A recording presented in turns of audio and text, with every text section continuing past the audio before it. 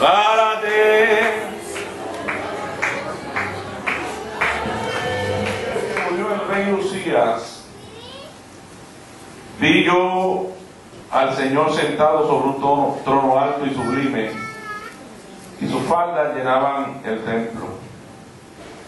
Por encima de él había serafines, y cada uno tenía 6 alas, con 2 cubrían sus rostros, con 2 cubrían sus pies, y con 2 volaban. Y el uno al otro daba voces diciendo: Santo, Santo, Santo, Jehová de los ejércitos, toda la tierra está llena de su gloria. Y los oficiales de las puertas se estremecieron con la voz del que clamaba, y la casa se llenó de humo. Y entonces dije: ay de mí, que soy muerto, porque siendo hombre inmundo de labios, y habitando en medio del pueblo que tiene labios inmundos, han visto mis ojos al Rey Jehová de los ejércitos. Y yo quiero que usted vaya conmigo al libro de Apocalipsis, hermano, al capítulo 4.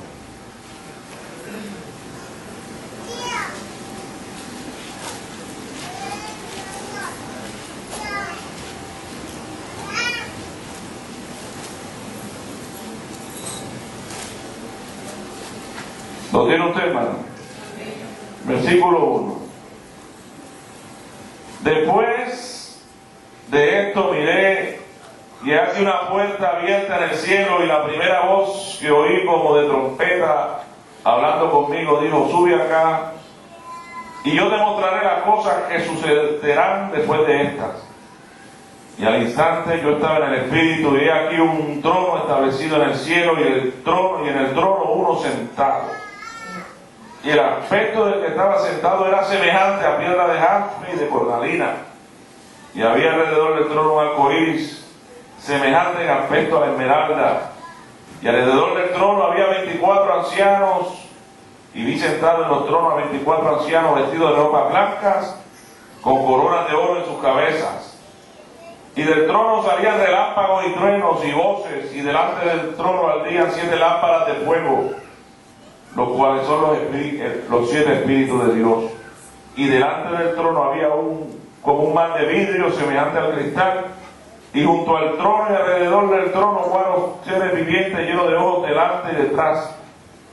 Y el primer ser viviente era semejante a un león, el segundo era semejante a un becerro, y el tercero tenía rostro como de hombre, y el cuarto era semejante a un águila volando. Y los 4 seres vivientes tenían cada uno 6 alas, y alrededor y por dentro estaban llenos de ojos, y no cesaban día y noche de decir: Santo, Santo, Santo es el Señor Dios Todopoderoso, el que era, el que es y el que ha de venir. Y esta es palabra del Señor. Y usted se puede sentar, hermano.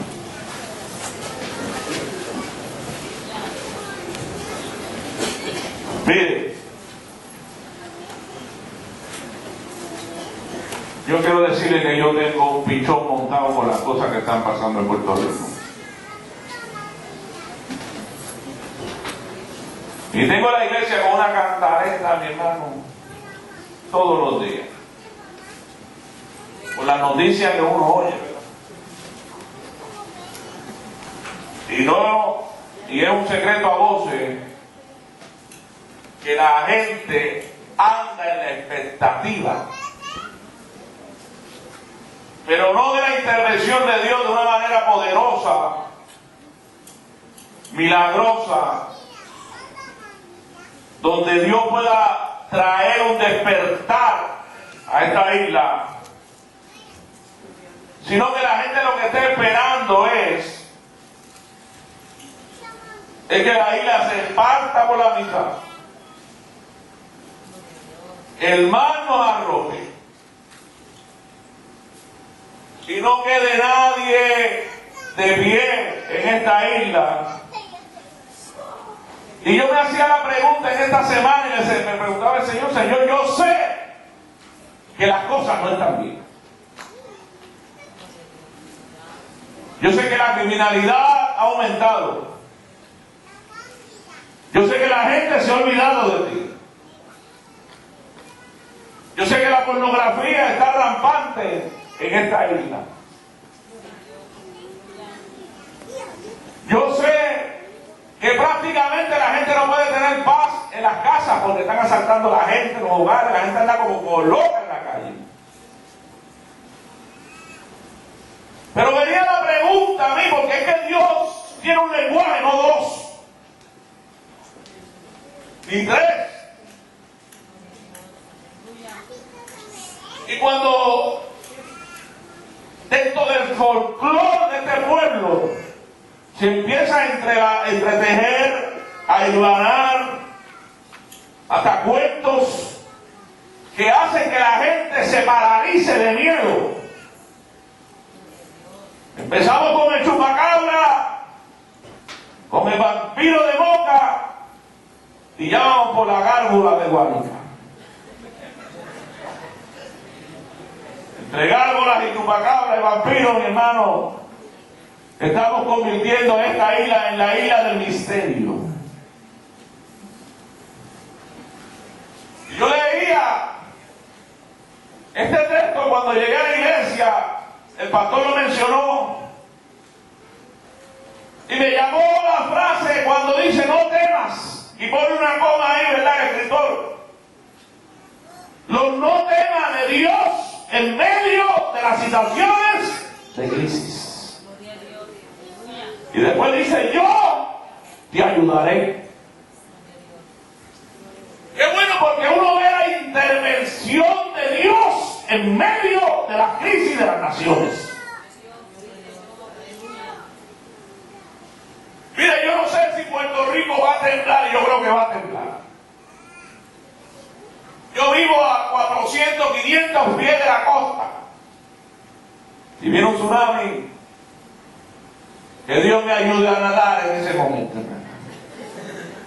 Pero yo sí sé una cosa, que hay una palabra de Dios que no puede volver atrás vacía. Que Dios ha expresado algo sobre la iglesia, sobre su pueblo. Cuando Isaías entra al templo, a la casa de Dios, había entrado quizás motivado o quizás influenciado por el lenguaje del pueblo, porque era de conocimiento de que su rey había muerto, había luto. Había sido un año difícil. El modelo del líder de ese pueblo había pasado y había muerto, y quizás eso afectaba el colectivo de ese pueblo y la gente había perdido la esperanza. Isaías entró al templo, y qué bueno venir a la casa de Dios, qué bueno que esta noche estamos celebrando aquí en esta noche la presencia de Dios en medio de su pueblo. ¿Cuántos dicen amén? El salmista decía, yo me alegré con lo que decía, a la casa de Jehová iremos. Porque además de bombas, allí Dios derrama bendición y vida eterna. Así que Isaías entró al templo. Oye, quizás afectado, porque el lenguaje de la gente afecta nuestros ánimos y nos hace que nos olvidemos de la palabra del Señor. Y cuando abre las puertas del templo, o quizás entra por los atrios, de momento ve un trono y a alguien sentado en el trono. Él lo describe de una manera tremenda. Pero cuando yo voy al libro de Apocalipsis, yo veo ese mismo trono que Isaías vio hacía muchos años atrás. Y en medio de una situación de crisis, pero pero el Señor de la gloria en el mismo lugar. Dios no había variado. Nadie lo había sacado del trono. Nadie había ocupado su lugar. La tierra se estremecía, pero Dios seguía sentado y sigue sentado en su trono. Oye, qué bueno saber que tenemos un Dios que no se muda, que no deja de ser Dios, que nadie puede ocupar el lugar de Dios, que no importa lo que se estremezca aquí, que no importa lo que esté ocurriendo acá abajo, que no importa los poderes que se levanten, que no importa las situaciones que acontezcan, que no importa las fuerzas del mal que traten de amenazar nuestra vida, Dios sigue siendo el Señor de todas las cosas.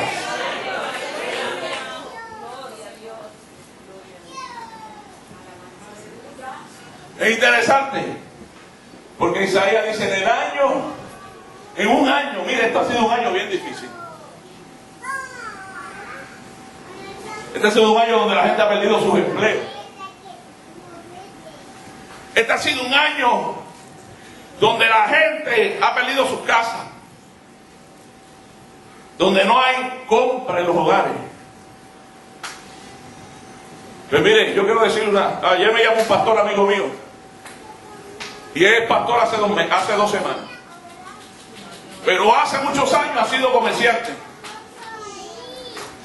Y me llamó y me dijo: he perdido todo, mi carro, mi crédito, mi línea de crédito, mi casa, y me estoy desesperando. Y yo le pregunté: ¿y cuándo te instalaron en la pastoral? Hace 2 semanas. Perdí mi negocio. Ahora me vinieron a cortar la luz hoy. Mis hijos no tienen que comer. No tengo ni $20 para echarle gasolina al carro. Si tú supieras lo que es esto, Cifredo, yo le dije: yo sé lo que es eso. Tú no me estás hablando de nada que yo no haya pasado. Hace 18 años atrás yo no tenía ni 20 pesos para echarle gasolina a mi carro. Y yo no tenía casa. Y yo no tenía crédito. Y yo no tenía ropa para ponerme. Y yo no tenía comida para mis hijos. Y mi mujer no tenía trabajo. Y la enfermedad tomó mis puertas. Y yo no tenía en qué caerme muerto, pero tenía a Dios sentado en el trono. Porque Dios sigue siendo Dios. Y yo le decía: yo sé por lo que tú estás pasando.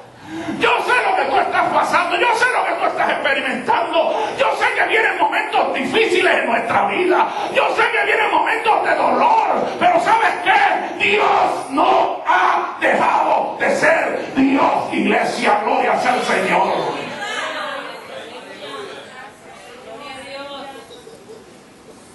Cuando Isaías entró al templo, vio que había adoración.